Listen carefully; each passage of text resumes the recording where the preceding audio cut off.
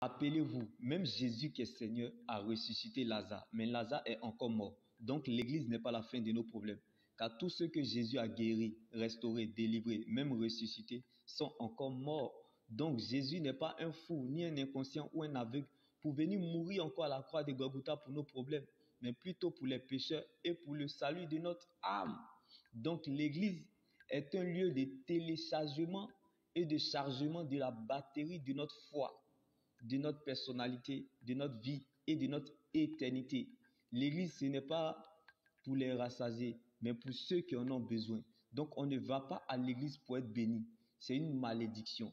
Car David n'a pas traversé la vallée pour être béni, mais plutôt pour être une source de bénédiction pour le peuple d'Israël. Donc, on va à l'église pour servir le Seigneur.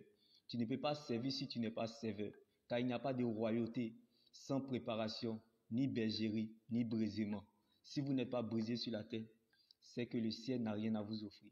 On peut être sur le même sol, mais on n'a pas le même sol. On peut être sur le même sol, mais on n'a pas le même prix. On peut être sur le même sol, mais on n'a pas le même propriétaire.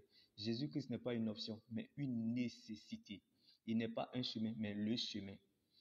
Sa croix, Jésus n'est pas la rose croix, mais sa croix est rose. Il n'est pas footballeur, mais il a marqué l'humanité.